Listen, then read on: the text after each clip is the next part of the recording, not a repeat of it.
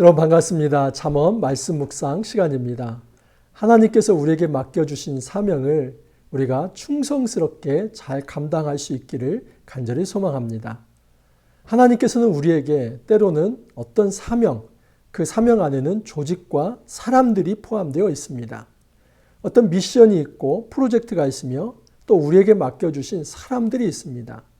여러분, 이것을 돌보기 위해서는 그때 민감하게 또 민첩하게 움직여야만 합니다. 근데 만약에 우리가 세상에 취해 산다면, 무엇인가 중독되어 살아간다면 정말 하나님께서 맡겨주신 이 사명들을 우리가 잘 감당할 수 있을까요? 여러분, 감당할 수 없습니다. 우리 정신이 딴 데 가 있는데 어떻게 하나님께서 나에게 맡겨주신 이 일에 집중할 수 있겠습니까? 내 마음이 지금 딴 곳에 있다면 하나님께서 맡겨주신 일을 감당할 수 없습니다. 주님께서 말씀하시는 건 뭐냐면 세상의 향락에 취해 살지 말라. 너의 쾌락에 취해 살지 말고 하나님께서 맡겨주신 그 마땅한 일을 위해서 내 마음을 정결케 하며 하나님을 위해서 헌신하라고 말씀을 하십니다. 특별히 오늘 말씀은 잠언 31장 1절에서 9절 말씀입니다. 르무엘 왕에게 그의 어머니가 주는 교훈집입니다. 여러분, 이 르무엘 왕은 유다 왕도 아닙니다. 이스라엘 왕도 아닙니다. 북이스라엘이나 남유다의 그 어떤 왕이 아니라 지금 이 르무엘이라고 하는 왕은 이방 왕입니다. 목사님 이상한데요? 어떻게 이방 왕이 또 그의 어머니가 그의 아들에게 주는 교훈을 지금 성경에 넣을 수 있을까요? 여러분, 이것은 성경의 저작에 대해서 한번 생각해 볼 문제입니다. 우리가 성령의 영감에 의해서 성경이 지어졌다고 할 때는 이런 방식은 아닙니다. 하나님께서 위에서 말씀하시고 성경 저자는 받아쓰기 하듯이 받아쓴다. 그거 아닙니다.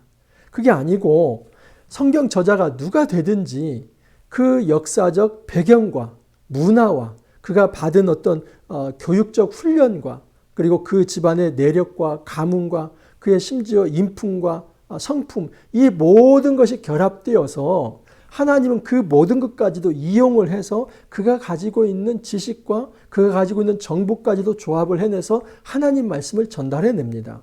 그렇기 때문에 여러분, 하나님께서 이 잠언을 기록할 때 그 잠언의 저자는 여러의 어떤 지혜 문헌들 통해서 하나님이 주신 영감을 따라서 또 말씀의 편입을 해놓게 된 것입니다. 그리고 이 잠언집은 이 수세 기에 걸쳐서 이렇게 편집이 된 것입니다. 그렇기 때문에 아무리 이방 문헌집에서 가져왔다 할지라도 이거 역시도 이 성경에 편입되어 있는 이상 이것은 하나님의 말씀이다라고 말할 수 있습니다. 여러분, 사실은 이 상식이라고 하는 것은 자연법에 기초하고 있습니다. 우리가 도덕과 윤리, 이것은 마땅히 사람됨, 사람이 마땅히 이 정도는 행하고 살아가야지, 이런 거 있지 않습니까? 그 많이 우리가 배우지 않았다 할지라도 이 사회 문화적 어떤 방식으로 결정된 부분들이 있습니다. 그 문화와 그 사회에 들어가면 이 윤리와 도덕에서 이런 정도는 행해야 한다. 근데 그 모든 것들은 사실은 사람이 마땅히 이 정도는 행해야 한다는 겁니다. 그것이 위로 올라가면 자연법이고 자연법 위에 누가 있습니까? 하나님이 계십니다. 하나님께서 믿지 않는 사람들에게도 양심의 빛을 비춰주시고 또 믿지 않는 사람들도 하나님의 형상이 있기 때문에 그들 안에 하나님의 정의에 대한 의식과 사랑과 또 자유와 정의에 대한 이 어떤 복론적 의식들이 있어서 그것이 결합된 문화적 이 부산물로서 우리에게 도덕과 윤리도 존재해 있는 것입니다. 그리고 이 격언집들, 이 지혜 문헌집도 그 소산물들이라고 볼 수 있습니다. 그렇기 때문에 지금 꼭 어떤 솔로몬이나 또는 어떤 다른 왕들에서 그들이 지은 어떤 시가 아니라 할지라도 또는 그들이 말하는 격언집이 아니라 할지라도 충분히 이방에서 통용되는 이 격언집들이지만 하나님께서 그의 성경 저자를 통해서 이것을 말씀으로 편입을 하고 또 하나님의 말씀으로서 충분히 이 세속적 삶 속에서 어떻게 지도자들이 바로 살아가야 할까 교훈을 줄 수 있다 하는 것입니다.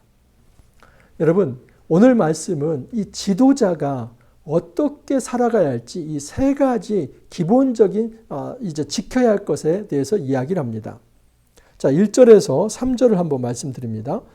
르무엘 왕이 말씀한 바 곧 그의 어머니가 그를 훈계한 잠언이라. 내 아들아 내가 무엇을 말하랴? 내 태에서 난 아들아 내가 무엇을 말하랴? 서원대로 얻은 아들아 내가 무엇을 말하랴? 내 힘을 여자들에게 쓰지 말며 왕들을 멸망시키는 일을 행하지 말지어다. 이 르무엘 왕의 어머니가 르무엘 왕에게 교훈을 하고 있습니다. 르무엘 왕은 평민이 아닙니다. 지도자입니다. 최고 지도자입니다. 이 최고 지도자는 나라를 다스리는 존재입니다. 그 나라를 다스리는 존재에게 아들아, 아들아, 아들아 3번 반복하면서 정말 이 말은 꼭 네가 들어야 할 말씀이다 하면서 그 어머니가 아들에게 이야기를 합니다. 지금 하나님 말씀 안에 이것이 편입되어 있는 것은 뭐냐면 우리 신앙인들도 이 세상에서 공직자가 되고 지도자가 되어 살아갈 때에 그 지도자가 가져야 할 한 첫 번째 중요한 품성이 있기 때문에 이 말씀을 여기에 가져다 놓은 것입니다. 그 교훈은 무엇이냐면 내 힘을 여자들에게 쓰지 말며, 이 힘이라고 하는 말이 하일입니다. 근데 재미있는 이 워드 플레이가 있는데 내일 말씀에 의하면 31장 10절에 누가 현숙한 여인을 찾아왔겠느냐 할 때 그 현숙한 이게 하일입니다. 이 하일이라는 말이 유능하다, 힘이 있다 이런 말입니다. 한마디로 말하면 능력이 있다는 겁니다. 근데 그것이 지금 내일 본문에서는 그 유능한 여인이 남편에게 힘을 주는데 여기 보면은 이 아주 유능한 이 왕이 그 유능한 힘을 여자에게 다 쓰고서 정말 소진되어서 나라를 망가뜨린다 이렇게 비교가 되고 있습니다. 그래서 31장 1절에서 3절과 이 10절 이하에 나와 있는 현숙한 여인과 이게 대조가 되고 있는 것입니다. 왕이 함부로 자기 힘을 여자들에게 쓰지 말라고 합니다. 여기 힘은 1차적으로 여러분 남자가 가지고 있는 정력일 수 있습니다. 그리고 남자가 가지고 있는 어떤 돈이나 물질, 권력 이런 것들이 있을 수 있습니다. 그게 위계에 의한 권력이든지 돈이든지 아니면 어떤 남자의 성적인 어떤 욕망이든지 그 모든 것들을 여자들에게 쓰지 말라고 얘기합니다. 중요한 것은 복수입니다. 한 여자가 아니라 여자들. 이 말은 지금 혼의 정사를 얘기하는 겁니다. 지금 왕이 자기 아내와의 관계가 아니라 또 다른 여자들을 계속 찾아다니면서 그들을 첩으로 들이고 또 후궁으로 들이며 이런 식으로 해서 너의 힘을 분산시키지 말라는 겁니다. 이건 단지 어떤 성적인 남용을 하지 말라 이런 수준이 아니라 여러분 그 당시에 사실 모든 여인들은 이제 결혼을 할 때 정략 결혼을 하면서 무엇을 가져옵니까? 그 나라의 신들을 가져옵니다. 애굽의 공주면 애굽의 신을 가져오고 모압의 또 공주면 모압의 신을 가져오고 이런 식으로 그 당시에 이제 이 왕들이 어떤 많은 여인들을 아내들로 취하는 이 과정에서 그것만이 아니라 굉장히 우상숭배를 하면서 혼합주의에 빠졌다는 것을 알 수 있습니다. 그래서 나라 자체가 질서가 없고 완전히 그냥 하나님 없는 사회가 되어버리는 것입니다. 이 르무엘 왕의 어머니가 이 르무엘 왕에게 그 이야기를 하는 것입니다. 함부로 너의 힘을, 네가 가지고 있는 에너지를 여자들에게 쓰지 마라. 여러분 전에도 말씀을 드렸지만 이 잠언에서 성별이라고 하는 것은 하나의 상징입니다. 이것은 여성도 마찬가지입니다. 여성도 이 남성들 이런 식으로 일대 다의 어떤 성적 관계를 맺어서는 안 된다는 것입니다. 이건 남성이 되든 여성이 되든 지켜야 할 말씀입니다. 혼외정사는 안 됩니다. 모든 성적 관계는 결혼 안에서 부부만이 맛볼 수 있는 기쁨이고 하늘의 선물입니다. 자, 두 번째 주의할 것이 있는데 그것은 독주를 좀 금하라는 겁니다. 르무엘아 포도주를 마시는 것이 왕들에게 마땅하지 아니하고 왕들에게 마땅하지 아니하며 독주를 찾는 것이 주권자들에게 마땅하지 않도다. 술을 마시다가 법을 잊어버리고 모든 공고한 자들의 송사를 굳게 할까 두려우니 나 독주는 죽게 된 자에게 포도주는 마음에 근심하는 자에게 줄지어다. 그는 마시고 자기의 빈궁한 것을 잊어버리겠고 다시 자기의 고통을 기억하지 아니하리라. 여러분 첫 번째는 지금 이 너의 힘을 여자들에게 쓰지 말라 그 교훈을 줬습니다. 두 번째는 뭐냐면 독주를 찾지 말라고 얘기합니다. 왕이 여러분 포도주를 안 마실 수 없습니다. 그리고 그 고대에는 포도주는 음료수였습니다. 그렇기 때문에 이 포도주 한 잔 하는 것을 그렇게 죄라고 말하지 않습니다. 문제는 뭐냐면 그 술에 취해서 사는 것입니다. 아까도 지금 성에 취해서 살고 다 중독입니다. 성에 취해서 성중독자가 되고 또 술에 취해서 알코올 중독자가 되어서 판단력, 분별력을 잃어버려서는 안 된다는 것입니다. 그 술을 먹었을 때에 술을 마시다가 법을 잊어버리고 모든 공고한 자들의 성사를 굳게 할까 두려우니 왕이 해야 할 제1의 업무가 무엇입니까? 재판 잘하는 겁니다. 지혜를 가지고 옳고 그름에 대해서 판단할 수 있어야만 하는데 술을 많이 먹었을 때는 그 옳고 그름에 대한 판단력이 흐려져서 재판을 굽게 할 수 있다는 겁니다. 이건 치명적으로 왕이 정말 실수를 하는 것입니다.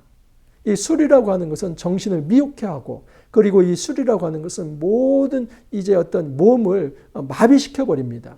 그래서 루메엘의 어머니가 그런 얘기합니다. 차라리 그 독주 먹고 싶으면 죽은 자들, 이 죽음에 임박한 자들에게나 갖다 먹게 해라.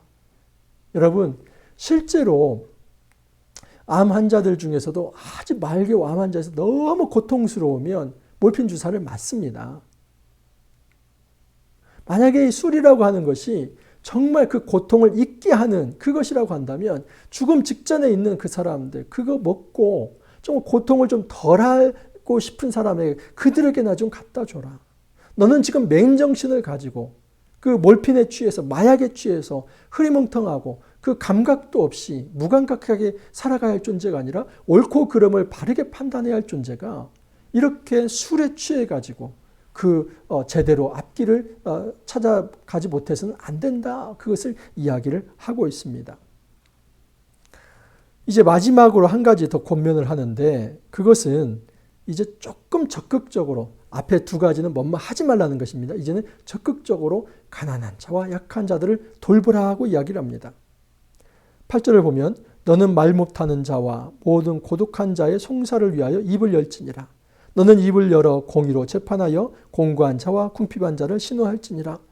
8절에 너는 말 못하는 자와 모든 고독한 자 이것은 지금 말 못하는 이제 어떤 언어 장애가 있는 사람 이걸 얘기하는 게 아닙니다. 말 못한다는 것은 자기 변호 능력이 없는 사람들입니다. 누가 자기 변호 능력이 없습니까?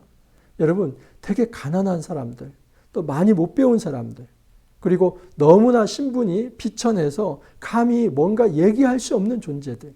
그러니까 지금 분명히 내가 죄를 짓지 않았고 내가 이 벌을 받는 것은 너무 억울한 일인데 그 억울한 사정조차 정말 내 입으로 말할 수 없는 그 존재들을 왕은 마땅히 헤아려서 이 사람들이 억울한 일을 당하고 있다면 그 사람 입장에서 송사를 제대로 바르게 해야 한다는 사실입니다.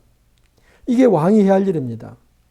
용기를 내어서 그 연약하고 약한 자들을 위해서 입을 열어서 공의로 재판하라라고 이야기를 합니다. 여러분 이 시대의 지도자들이 정말 세 가지 좀 주의를 해야만 합니다. 첫 번째는 성을 주의해야만 합니다. 이 성에 중독이 되거나 또는 이 성의 어떤 노예가 되어서는 안 됩니다. 그리고 자기가 가지고 있는 어떤 지위와 권력, 왕이면 얼마나 높은 위치입니까? 이 세상에서 어떤 높은 위치에 있다 할지라도 공직자의 어떤 위치에 있다 할지라도 그 부하 여직원에 대해서 함부로 이 성적인 대상으로 삼아서는 안 된다는 사실입니다. 그럴 수 없습니다. 모든 인격은 그 존재로서 소중하기 때문입니다. 여러분 이 성적 타락에 빠져서는 안 된다는 것을 말씀합니다. 이 공직자는 이거 빠져버리면 이거 여러분 헤어날 길이 없습니다. 공직자에게 있어서 두 번째는 뭐냐면 제발 향락, 이 술에 취하지 말라는 겁니다. 이 술이라고 하는 것은 많은 중독성 있는 것들의 대표적인 것입니다. 우리가 술, 이거 외에도 오락, 게임, 여러 가지가 많이 있을 것입니다. 여러분, 우리가 중독될 만한 그것에 너무 정신이 팔려서 우리의 정신이 혼미해지면 마땅히 내가 처리해야 할 일을 제때 처리하지 못해서 어떤 사람이 피해를 볼 수 있다는 것입니다. 마지막 생각해야 할 것은 뭐냐면 약한 자 입장에서라는 겁니다. 마땅히 공직이라고 하는 것은 강한 자를 대변하기 위해서 서 있는 것이 아니라 여러분 정말 약하고 힘든 자들이 자기 입으로 변호할 수 없을 때 그들을 도와줄 수 있는 것이 바로 공직이고 이 공권력입니다. 공권력은 정말 내가 마음에 안 드는 사람들을 때려잡는 그런 사적인 어떤 복수의 수단이 아니라 이 공권력이라고 하는 것은 정말 연약한 자, 그 사람들이 제대로 그들도 공의롭게 인정받고 살아갈 수 있도록 돕는 역할이 이 공직자의 역할이다 하는 것입니다. 이제 잠언 말씀 정말 내일 하루 남았습니다. 하나님께서 우리에게 귀한 말씀을 주십니다. 여러분, 이 땅에서 우리가 어떤 공적인 영역에서 그 세속의 직무를 할지라도 우리가 맡은 사명이 있다면 이처럼 성적으로도 깨끗하게, 그리고 어떤 물질이나 또는 우리의 어떤 취미나 그리고 술과 같은 이런 중독 문제에 있어서도 정말 깨끗하게 우리 자신을 좀 돌보고 성찰하면서 마땅히 우리가 돌봐야 할 연약한 자들을 잘 돌봐서 하나님 나라 백성으로서 영광을 돌리며 또 빛된 삶을 함께 살아갈 수 있기를 간절히 소망합니다. 이렇게 기도합니다. 주님, 감사합니다. 우리가 세속의 한가운데 서 있습니다. 우리가 이 땅에서 공중부양해 살아가는 것이 아니라 정말 현실의 세상에 발을 붙이고 살아갑니다. 때로는 이 땅에서도 우리가 공직에 있을 수 있고 공적인 일들을 감당할 수 있습니다.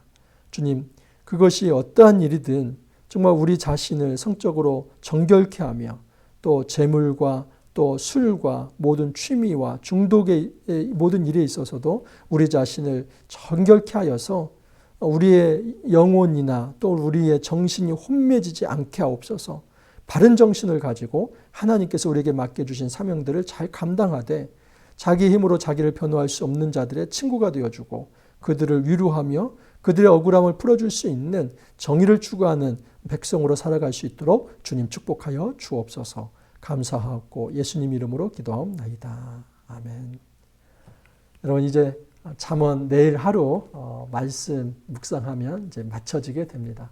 내일까지 꼭 유종의 미를 거둘 수 있기를 바라고, 계속 제가 강구를 드리지만 저는 잠언 내일까지 말씀을 드리고 9월 15일 날 또 다시 찾아뵙도록 하겠습니다. 오늘 하루도 화이팅 하시고 내일 마지막입니다. 함께 이 현숙한 여인 묵상할 수 있기를 바랍니다. 감사합니다.